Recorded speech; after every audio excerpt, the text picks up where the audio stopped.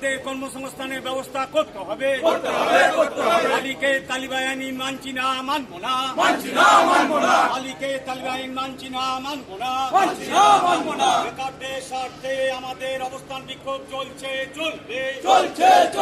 বেকার স্থানীয় ছেলেদের কর্মসংস্থানের ব্যবস্থা করতে হবে। মিথ্যা প্রতিশ্রুতি দিচ্ছে কেন মালিক পক্ষ? জবাব দাও। 3 বছর আগে জনশুনানিতে মিথ্যা প্রতিশ্রুতি দিলেন কর্মসংস্থানের ব্যবস্থা করা হবে, হলো না কেন মালিক পক্ষ? জবাব দাও। শ্রমিক পরিবারদের অবস্থানের ব্যবস্থা করতে হবে। কর্মসংস্থানের ব্যবস্থা করতে হবে। অবিলম্বে স্থানীয় শ্রমিকদের, স্থানীয় বেকারদের কর্মসংস্থানের ব্যবস্থা করতে হবে। আমাদের অবস্থান বিক্ষোভ চলছে, চলবে। দূষণ মুক্ত করতে হবে। মালিকে তালিবান আইন মানছি না, মানব না। অবিলম্বে স্থানীয় বেকারদের কর্মসংস্থানের ব্যবস্থা করতে হবে। দূষণ মুক্ত করতে হবে। 3 বছর আগে জনশুনানিতে প্রতিশ্রুতি দিয়েছিলেন কর্মসংস্থানের ব্যবস্থা করবেন, আজ পর্যন্ত কোনো কর্মসংস্থান হলো না কেন মালিক পক্ষ? জবাব দাও। কর্মসংস্থান হলো না কেন মালিক পক্ষ? জবাব দাও।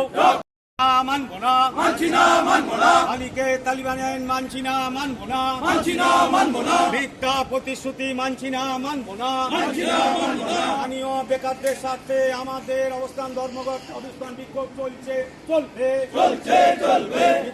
বেকারদের কর্মস্বার্থে আমাদের অবস্থান বিক্ষোভ চলছে, চলবে।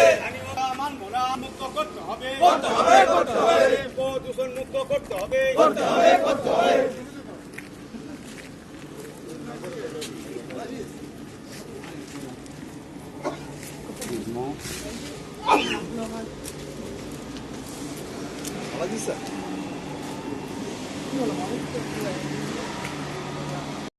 আশ্বাস দেওয়া হয় যে আগামী 2-3 দিনের ভেতরে ওনারা নিজেদের মধ্যে একটা চূড়ান্ত পর্যায়ে সিদ্ধান্ত নেবেন এবং আমাদেরকে আশ্বাস দিলেন যে অবশ্যই গ্রামের ছেলেদের কাজে নেওয়া হবে।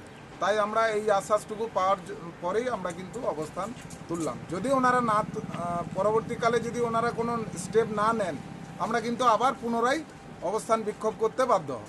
আপনার নাম? আমার নাম ধর্মদাস রায়, বাবনাড়া গ্রাম নিবাসী। এই কারখানায় এই গ্রামের থেকে কতজন কাজ করে? এই কারখানায় জমিদাতাদের মধ্যে থেকে এত মানুষ জমি দিয়েছে, তার মধ্যে থেকে মাত্র 24 জনকে কাজে নেওয়া হয়েছে এবং ওই মানুষগুলোর মধ্যেই যারা মারা গেছেন তাদের পরিবারের লোককে তখন আশ্বাস দেওয়া হয়েছিল যে কাজে নেওয়া হবে, কিন্তু এখনো পর্যন্ত তাদেরকেও একটা লোককেও কাজে নেওয়া হয়নি। এবং যতজন শ্রমিক কাজ করে তাদের প্রত্যেকের কিন্তু পিএফিএসআই নেই, তাদের প্রত্যেকের পিএফিএসআই নেই। তো এটা আপনারা জানিয়েছেন? অবশ্যই জানিয়েছি, কিন্তু উনি কোনো রকম কারোর কোনো কথায় উনি পাত্তা দেন না। মানে নিয়োগ কতদিন বন্ধ আছে এখানে আপনাদের স্থানীয়? নিয়োগ আমাদের উনি যখন কারখানা সম্প্রসারণ করলেন তখন গোপালপুর পঞ্চায়েত অফিসে গ্রামবাসীদেরকে ডেকেছিলেন যে গ্রামের মানুষ যদি এনওসি না দেয় তাহলে কিন্তু এই সম্প্রসারণটা করা সম্ভব হবে না। তখন আমরা গ্রামের মানুষরা সবাই গেছিলাম এবং আমাদেরকে তখন আশ্বাস দিয়েছিলেন যে 250 থেকে 300 লোকের কর্মসংস্থান হবে, গ্রামের রাস্তার 2 সাইডে গাছ লাগানো হবে এবং যাতে গ্রামের মধ্যে ডাস্টটা যাতে না উড়ে যায় তার জন্য স্প্রিংলার দিয়ে জল ছড়ানো হবে। এরকম নানান রকম ভাঁওতাবাজি কথাবার্তা উনি বলেছিলেন, কিন্তু তার একটা কথাও উনি মানেননি এবং একটা প্রতিশ্রুতিও উনি পালন করেননি। 250 কেন, একটা লোকও উনি আর কর্মসংস্থানের ব্যবস্থা করেননি। তারপর থেকে বাইরে থেকে কি লোক নিয়োগ? বাইরের থেকে অবশ্যই লোক নিয়োগ হচ্ছে, প্রতিনিয়ত বাইরের থেকে লোক নিয়োগ হচ্ছে, কিন্তু গ্রামের একটা লোককেও উনি নিচ্ছেন না। বাইরে কত শ্রমিক এখানে কাজ করছে?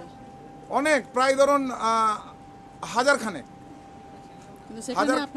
হ্যাঁ, কিন্তু সেখানে আমাদের ওই 24টি গ্রামের 24টি লোক বাদ দিয়ে উনি যে আমাদের সাথে বসেছিলেন তারপর থেকে কিন্তু একটা লোক উনি নিয়োগ করেননি। আপনাদের কারখানার সামনে এখানকার কিছু লোকাল যারা আছে তারা বিক্ষোভ দেখায়, হ্যাঁ, তাদের 3 বছর ধরে কাজের দাবি নিয়ে যে দেবেন করে ওটা হচ্ছে না, তো সে নিয়ে কি বলবেন? দেখুন, আমাদের যা স্টিল সেক্টরের এখন পরিস্থিতি, ঠিক আছে, খালি আমার বলে নাই, পুরো স্টিল সেক্টরটারই একটু ব্যবসা সবারই খারাপ চলছে, ঠিক আছে। অতএব এখন হয়তো ওনাদের পুরো ফুলফিলমেন্ট আমি করতে পারছি না, যার জন্য রাগ অভিযোগ ওদের স্বাভাবিক, যেটা ওদের হওয়ার দরকার, ঠিক আছে। কিন্তু আগামী দিনে আমি চেষ্টা আপনাদের করবো। সাথে ওদের কথাবার্তা হলো? হ্যাঁ, ওনারা এমনি কোনো আমাকে কিছু ডিস্টার্ব করে আমরা যাক একটা, হ্যাঁ, অভিযোগগুলোই বলেছেন, ঠিক আছে। আগামী দিনে একটু আমি আমার ব্যবসাটাকে ঠিকঠাক করে আমি ওনাদের পাশে যতটা করার আমি অবশ্যই করবো। আচ্ছা, তার মানে আপনারা প্রতিশ্রুতি দিলেন। হ্যাঁ হ্যাঁ হ্যাঁ। আপনার নামটা একটু বলবেন? শুভদীপ মণ্ডল।